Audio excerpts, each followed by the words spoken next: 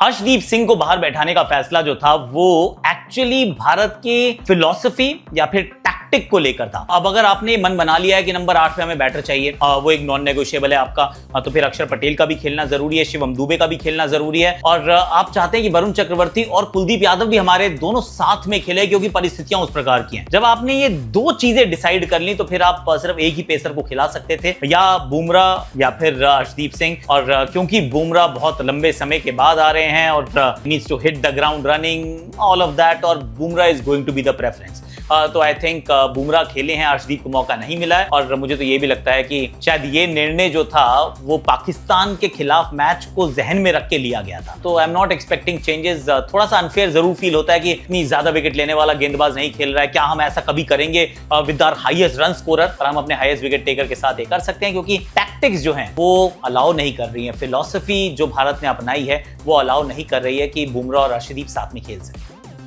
संजू सैमसन का बहुत curious case है क्योंकि जब उनका चयन किया गया और शुभमन गिल को वाइस कप्तान बनाया गया तो ऐसा लगा कि ऑलमोस्ट सर्टेन है कि संजू को तो 11 में जगह नहीं मिलेगी, और इसी वजह से जितेश शर्मा को भी लिया गया। क्योंकि जब पिछली बार टूर्नामेंट हुआ था, जब पिछली बार हम T20 आए खेले थे तो ध्रुव जुरेल होते थे मिडिल ऑर्डर का हिस्सा, और अब उनको हटा दिया गया, जितेश को लाया गया, इनफॉर्म जितेश को लाया गया। तो ये सोच थी कि शायद जितेश खेलेंगे, लेकिन अब संजू को ड्रॉप करने में थोड़ा सा शायद गिल्ट भी होता होगा कि 12 मैच खेला है, उसमें 3 शतक लगाए हैं, he is been absolutely outstanding, तो हम उनको ड्रॉप नहीं कर सकते हैं। अगर हम उनको ड्रॉप नहीं कर सकते हैं, टॉप 3 में जगह नहीं दे सकते हैं, तो फिर एक लास्ट डिच एफर्ट है कि आप उनको मिडिल ऑर्डर में खिलाकर देखिए क्या होता है। ऑफ कोर्स आइडियल जगह नहीं है क्योंकि संजू सैमसन के जितने अच्छे प्रदर्शन आए हैं, चाहे वो आईपीएल में हो या भारत के लिए हो, they have come batting at 1, 2 और 3, टॉप 3 में बैटिंग करते हुए उन्होंने ज्यादा रन बनाए हैं। T20 आई फॉर्मेट की कर रहा हूं बात। तो अब अगर उनको नीचे खिलाने वाले हैं तो मेरी तो सिर्फ हाथ जोड़ के यही विनती है कि आपने उनको कुछ मुश्किल काम करने के लिए कहा है, आपने उनको कुछ अपने चरित्र से हटके कुछ करने के लिए कहा है, स्ट्रेंथ से दूर जाने के लिए कहा है, तो फिर हैव सम पेशेंस। अब बहुत जल्दी उनके करियर का, उनके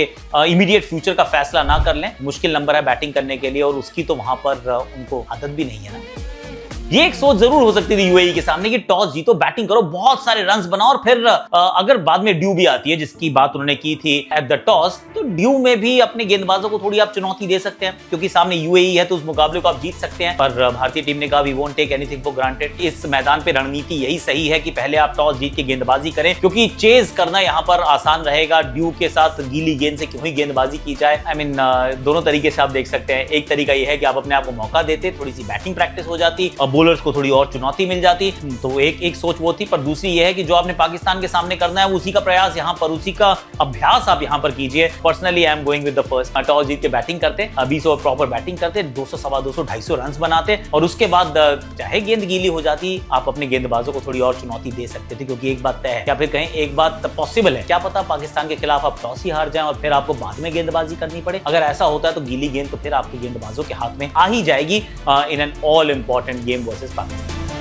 इंडिया वर्सेस यूएई हो या फिर अफगानिस्तान वर्सेस हांगकांग हो या फिर बांग्लादेश वर्सेस हांगकांग हो या फिर अभी ओमान को हम खेलते हुए देखेंगे, आप पाएंगे बहुत सारे एक तरफा मुकाबले होने वाले हैं। पर this is how it is going to be. ये सच्चाई है कि आप चाहते हैं इंक्लूसिव अपने स्पोर्ट को बनाना, क्योंकि बड़ा एक्सक्लूसिव क्लब है हमारा। अगर हम क्रिकेट की बात करें, गिने चुने handful of nations play cricket, test cricket तो और भी कम खेलते हैं, और जो बाकी लोग खेल भी रहे हैं उनको आप आपस में खेलते हुए तो देखते हैं, लेकिन बड़ी टीम्स इनके साथ कभी नहीं खेलती। और इस वजह से जब एक ऐसा टूर्नामेंट आता है, Asia cup, world cup, T20 world cup, आप बहुत सारी टीम्स को इंक्लूड करते हैं और कहते हैं चलिए एक मौका इनको भी देते हैं। और यूएसए ने करके भी दिखाया, पाकिस्तान को घर भेज दिया था, अगले राउंड में क्वालिफाई किए थे and they were quite good. पर मेरा ये मानना है कि इनके साथ जो हम कर रहे हैं वो सही नहीं कर रहे हैं। ये जो टीम्स है, चाहे हांगकांग हो, यूएसए हो, ओमान हो, आप हांगकांग हो, देखिए अगर आपको इनमें प्रॉमिस दिख रहा है तो आपस में खेलते रहेंगे तो बेहतर तो नहीं होंगे। उनमें से बेहतर टीम को आप आगे जरूर ले आते हैं, लेकिन जो टीम बेहतर है, जो आगे आई है, उसको आपको थोड़ा सा और नर्चर करना पड़ेगा, अडॉप्ट करना पड़ेगा।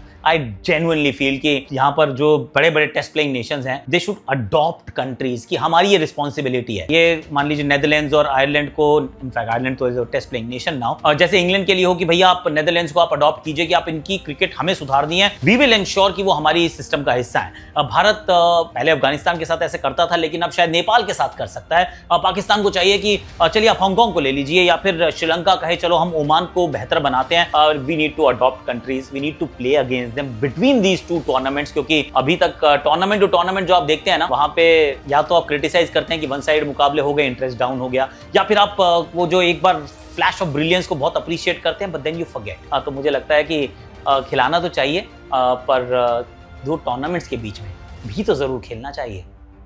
आई थिंक जसप्रीत बुमराह को खिलाने का जो विचार था वो इस सोच के साथ था कि पाकिस्तान का मैच है। पाकिस्तान के मैच से पहले मैचेस नहीं हैं, और अगर आप या तो होता कि एक ट्राई नेशन सीरीज जैसे पाकिस्तान, अफगानिस्तान, यूएई ने खेली, आप कुछ मैच खेल के आ रहे हो तो सबके पास थोड़ा थोड़ा गेम टाइम है, और यहाँ पर किसी के पास गेम टाइम नहीं है। पता नहीं कितने महीने पहले आप आखिरी T20 आए मुकाबला खेले थे, इनफैक्ट कंपेटिटिव T20 आए गेम खेले हुए सबको हो चुके हैं, या T20 खेले हुए हो चुके हैं सबको 3-3.5 महीने। तो फिर ऐसे में तो एक ही मैच है आपके पास, वही आपका अभ्यास भी है, वही आपका गेम टाइम भी है, वही आपको वापस गाड़ी को पटरी पे लाने का मौका भी है। So I think from that stand point ये इंपॉर्टेंट था कि आप वो टीम खिलाएं जो खेलने वाली है पाकिस्तान के सामने, और वहां पे तो बुमराह खेलते ही और एक ही पेसर के साथ भारत ने खेलने का मन बनाया है। तो फिर अगर ऐसा है तो बुमराह का खेलना आई थिंक मैंडेटरी था। छोड़ सकते थे, मैच के नतीजे पे कोई फर्क नहीं पड़ता, पर बुमराह की पर्सनल वो कहते हैं ना गेम टाइम के अभाव का फर्क हमें जरूर पाकिस्तान के सामने दिख सकता था। तो उस चीज को अवॉइड करने के लिए आई थिंक बुमराह को खिलाना सही था।